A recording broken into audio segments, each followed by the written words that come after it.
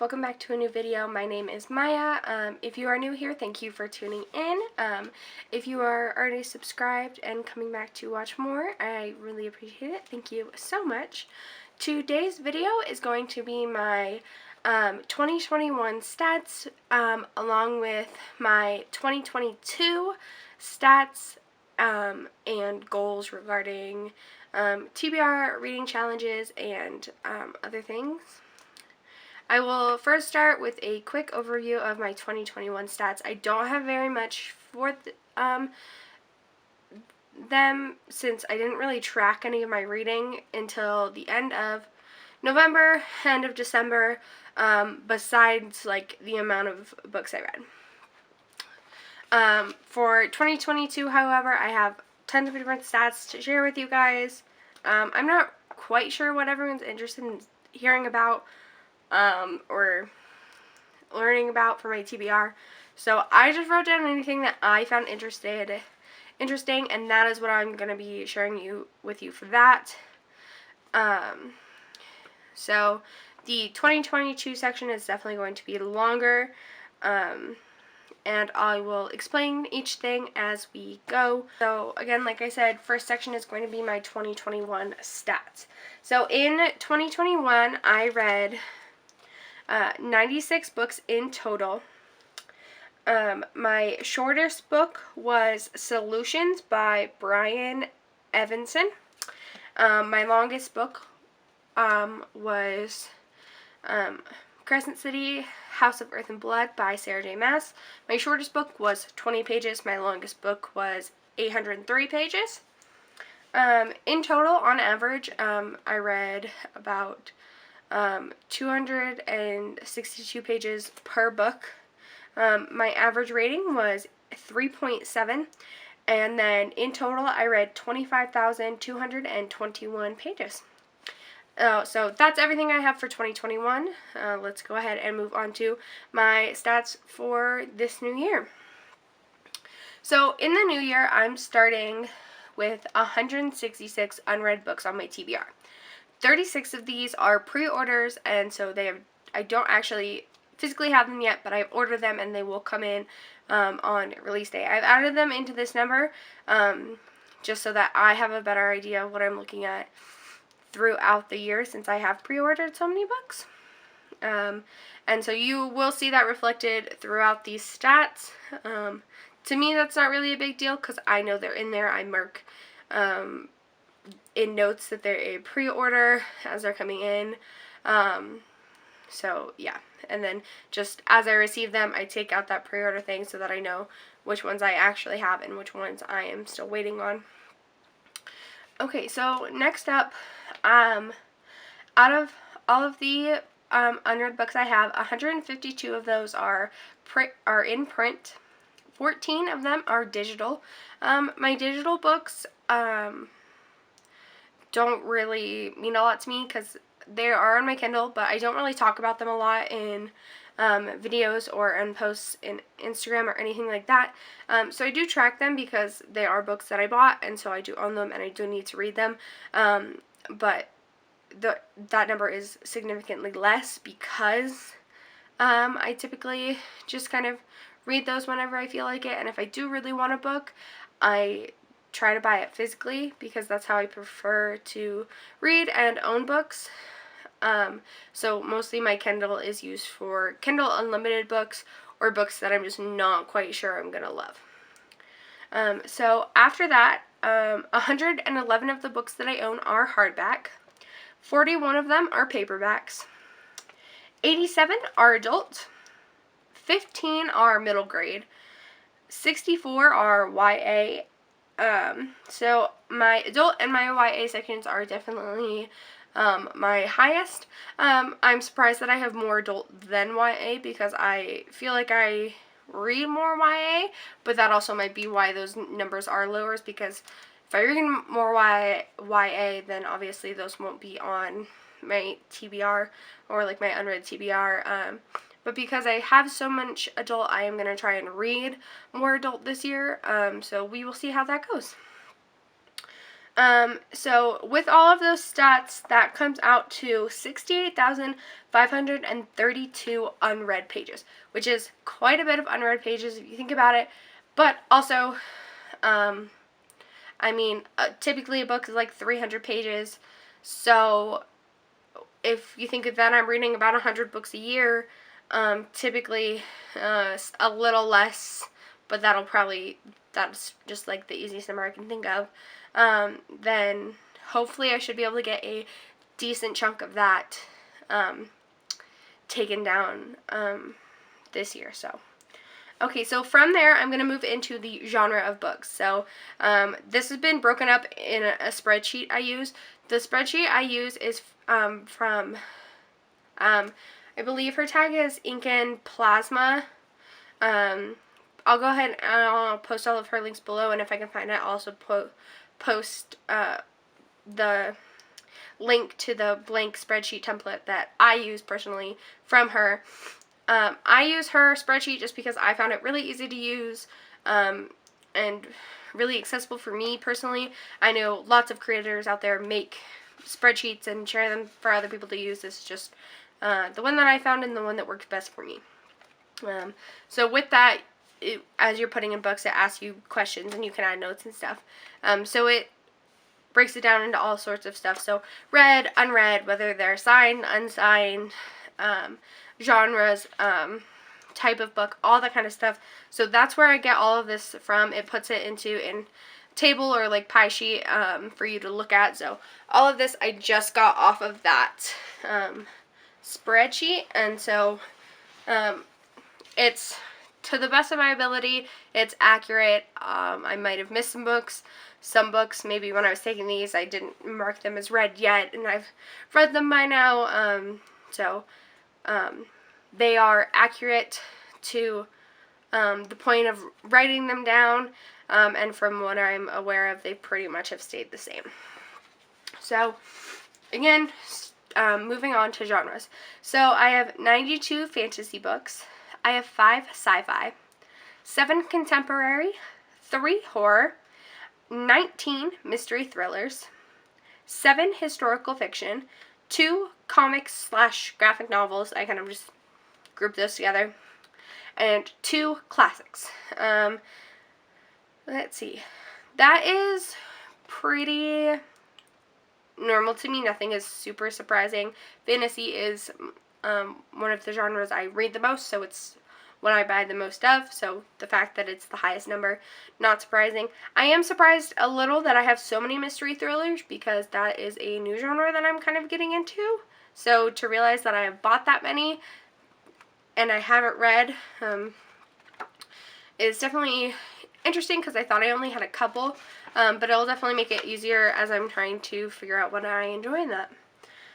So from there, I'm now going to move on to length of books. So this is going to be how many books I have between certain page counts, and I'll say the page count as I'm going through, so it should be pretty self-explanatory. So I have 3 books that are between 100 and 200 pages. I have 15 that are between 200 and 300 pages, 69 that are between 300 and 400, 38 that's between 400 and 500, 19 that's between 500 and 600, 7 that are between 600 and 700, and then I have 9 that are 700 pages or more. So for that, it's pretty much average for me. A lot of my books are between the 300 and 400 page range, which I feel is typical for most books.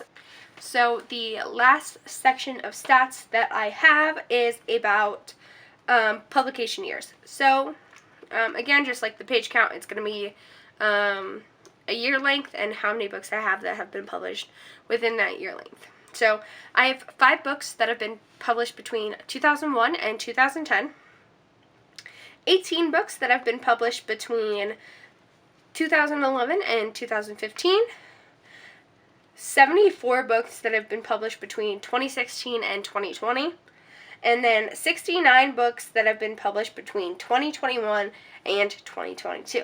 That number is so high because I do have those 36 pre-orders that are coming in 2022, so that raises up that number, obviously.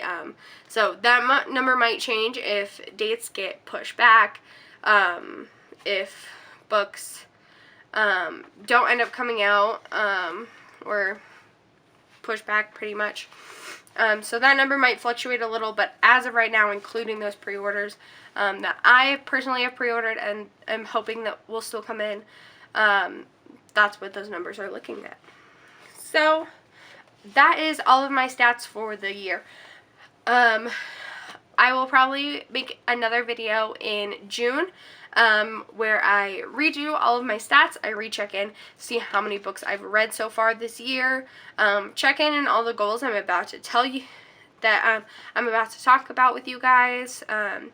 So you will see kind of both check-ins halfway through the year and then at the end of the year.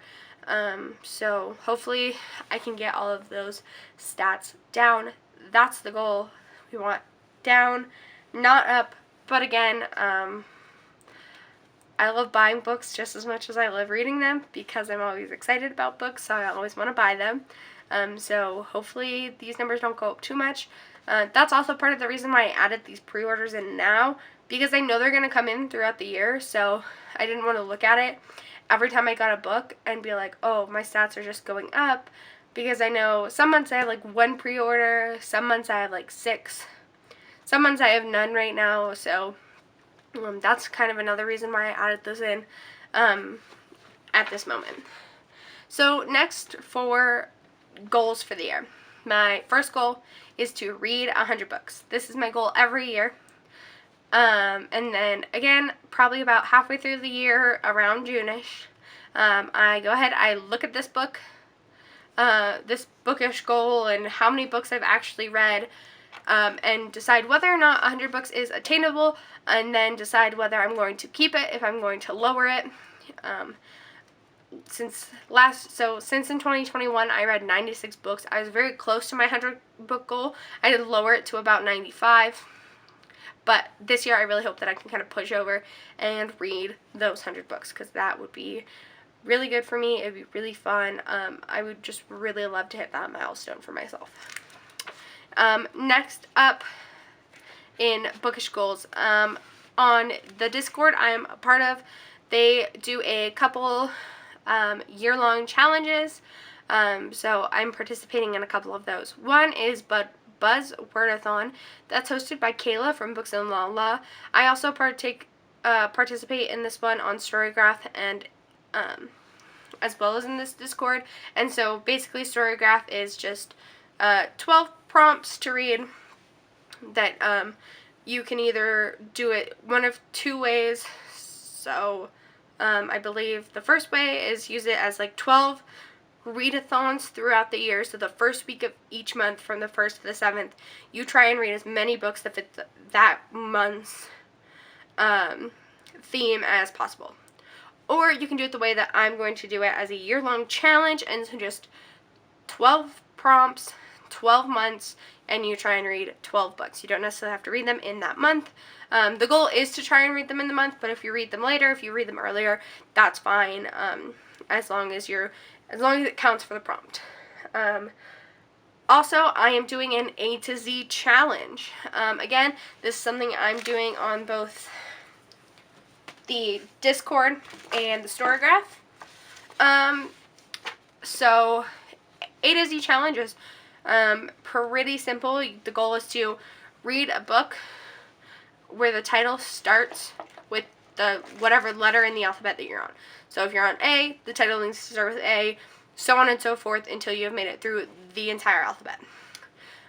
Some challenges are different regarding how it works with X, Y, and Z. I believe for the challenge that I am doing, it's just as long, once you get to those 3 letters, as long as it's in the title somewhere, then they're letting you count it. I am still going to try and figure out if I can find books that start with that, or at least it's like the 1st or 2nd letter. But we'll see. I might change my mind the closer I get to those. Let's see. Another one that I'm doing is the Chunkster Challenge. Now, this kind of goes back to why I am so excited that I have so many books in the 400 page and up kind of range, because the Trunkster Challenge is all about reading books that are 450 pages or more. There's no prompts, so it doesn't matter what kind of book it is. As long as it's 450 pages or up, it counts. So I'm taking part in that to try and read as many of those as I can. You have a whole year to do it, so hopefully I'll be able to get a good amount read. So the fact that I have so many to choose from is great for me for that. Let's see. What else am I... I'm trying to think if there's any other that I'm doing that I should talk about. I think those are all of the ones that I am taking part in. So those are kind of all of my bookish goals and challenges. Now, moving on from bookish goals and challenges, I have some YouTube goals. I really do want to start posting more consistently. I'm not going to give myself upload days, just because I know if I do that, then I'm not going to post. I'm really bad when it comes to, oh, you have to do something on this day or whatever, then I just don't want to do it. That's just me, that's just my personality. So giving myself strict upload days, or saying I'm uploading once a week, twice a week, whatever, just won't work for me. I know it works for a lot of other YouTubers. I know that's one of the main things that people look for. It's just not going to be me. It will never be me. But I do want to start posting more. I want to start doing TBRs and wrap-ups regularly. So those will come sometime at the beginning of the month, sometime at the end of the month. So for that, the goal is, I'm going to say I want to post my wrap-up the final week of the month, and then I want to post my TBR the first week of the next month. So that's kind of my goal for that.